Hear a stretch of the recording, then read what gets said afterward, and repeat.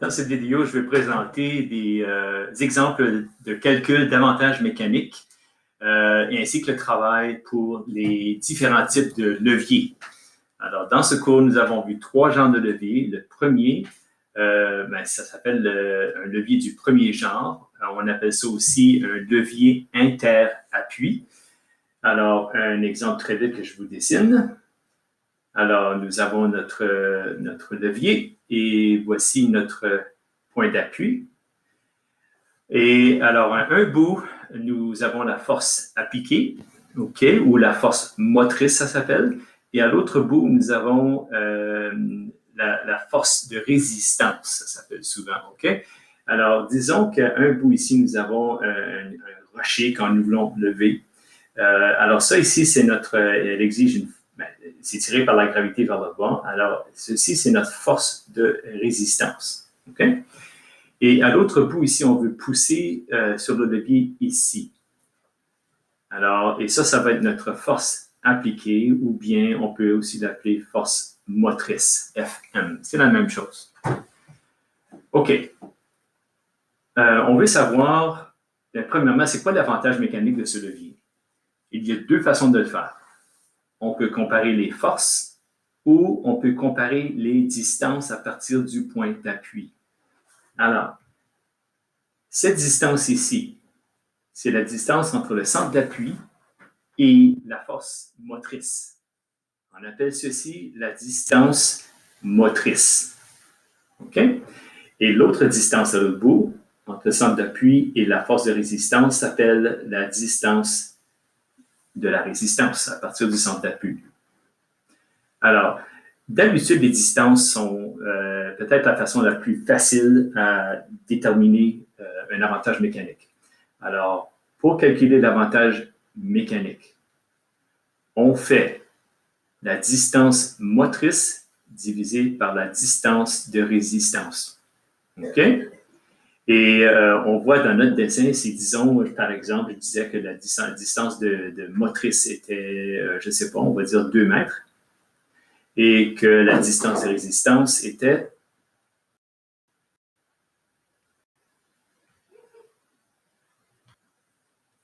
et la distance de résistance était 0, on va dire 0,8 mètres. OK? Ben, alors là, on va calculer ici, on a une distance motrice de 2 mètres et une distance de résistance de 0,8 mètres. Et on fait la division. Et j'obtiens une réponse de 2,5. Il n'y a pas d'unité. OK? C'est 2,5. Qu'est-ce que ça veut dire, ça, ce 2,5? Un avantage mécanique qui est plus grand que 1 veut dire que cette machine va augmenter notre force. OK? Alors, la force qui va être ressentie à la roche ici, à la résistance, va être 2,5 fois plus grande que la force qu'on applique. OK? Alors, en principe, tu augmentes ta force de 2,5 fois. Alors, si ma force ici que j'exige est, disons, 200 newtons, ben, ce sera quoi la force que je peux soulever à l'autre bout? Eh bien, on peut utiliser l'autre formule pour l'avantage mécanique, si on utilise les forces. L'avantage mécanique en utilisant les forces, c'est la force de résistance divisée par la force motrice. OK? J'ai un avantage mécanique de 2,5. La force de résistance, on la cherche, mais la force motrice, c'est 200 newtons. J'applique un peu d'algèbre, je multiplie chaque côté par 200 et je vais avoir une réponse de 500 newtons. Alors, tu vois que je peux augmenter ma force. Toutefois, ça veut aussi dire, un avantage mécanique de 2,5 veut dire que le déplacement va être réduit de 2,5 fois. OK? Alors, la distance, je vais changer de couleur ici, la distance sur laquelle je pousse ici. OK? À l'autre bout, ce sera 2,5 fois plus petit. Alors, la roche va seulement bouger peut-être ce montant-là, à peu près 2,5 fois moins que la distance ici. OK? Alors, voilà des exemples d'avantages mécaniques. Alors, ce levier ici nous donne un avantage mécanique parce que c'est plus grand que 1. Si c'est plus petit que 1, l'avantage mécanique, ça veut dire que notre force sera réduite. OK? Mais la distance sur laquelle la résistance bouge va augmenter. OK? Alors, un avantage mécanique moins de 1 n'est pas nécessairement une mauvaise chose. Ça peut être une machine qui augmente notre vitesse, mais moins fort. C'est toujours un échange entre les deux, la force et la distance. Alors, plus de force veut dire moins de distance. Plus de distance veut dire moins de force. Alors, regardons au travail. Un peu désorganisé sur ma feuille. Regardons au travail. Comment est-ce qu'on calcule le travail pour un levier? Bien, on se souvient que le travail, on le dénote par W, c'est une forme d'énergie. Ça va être égal à la force fois le déplacement. OK? Puis la force est toujours dans la même direction que le déplacement. Alors, un exemple. Si je pousse dans cette direction-là, mais mon déplacement est vers là, bien, je regrette, mais ça, c'est un travail de zéro. Parce que ton déplacement dans la direction de la force ici n'est pas la même chose. OK? Alors, je vais redessiner notre levier, un peu plus petit. Voici notre force, notre appui. Alors, disons que ici, là, c'est la force motrice. Et ici, nous allons ressentir une force de résistance. Voici notre rocher. OK? Cette fois-ci, là, on va dire que notre levier, on fait une distance vers le bas de, disons, c'est 50 cm. Ça, c'est notre distance motrice. OK? Et tu appliques une force de, on va dire, comme avant, avant c'était 200 newtons, je crois. Alors, OK, on va dire que c'est la même chose. Alors, la force motrice est 200 newtons. Alors, ici, je peux calculer le travail tout de suite, mais il faut convertir notre centimètre en mètre. Alors, mon travail, ça va être 200 newtons fois 0,50 mètres.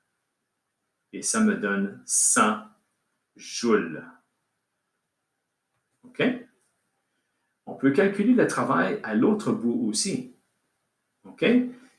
Si j'applique, on va dire que notre avantage mécanique ici est encore 2,5, comme l'exemple qu'on a fait avant. Okay? On va dire que c'est un avantage mécanique de 2,5. Alors ici, là, la force motrice va être 2,5 fois plus grande, donc 500 newtons. Et si j'applique encore l'autre formule pour la distance de résistance, ça va être 50 cm divisé par 2,5. OK? Ça me donne 20 cm.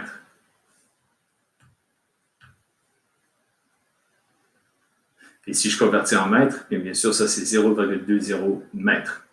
Calculons le travail ici. J'ai donc 500 newtons fois une distance de résistance de 0,20 mètres. Et ça me donne encore une fois 200 joules. La même réponse qu'ici, au début. OK? Maintenant, ici, c'est intéressant qu'on remarque ici que le travail est la même à un bout ou l'autre. Et ça va voir avec la conservation d'énergie. OK? L'énergie que tu mets dans une machine, tu vas avoir la même énergie qui sort. Mais ça, si le rendement est à 100%. Mais en réalité, aucune machine est 100%, un rendement de 100%.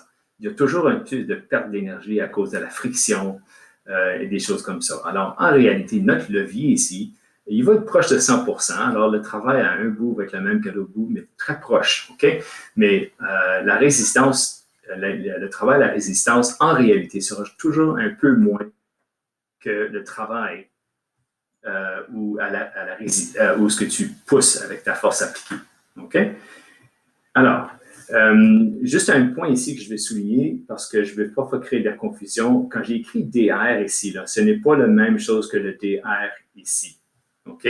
Vraiment, DR, c'est la distance entre l'appui et l'endroit où se trouve la résistance. Même chose avec DM à droite ici. J'aurais peut-être pas dû utiliser DM, parce que DM, c'est vraiment la distance entre l'appui et le point où on met notre force motrice.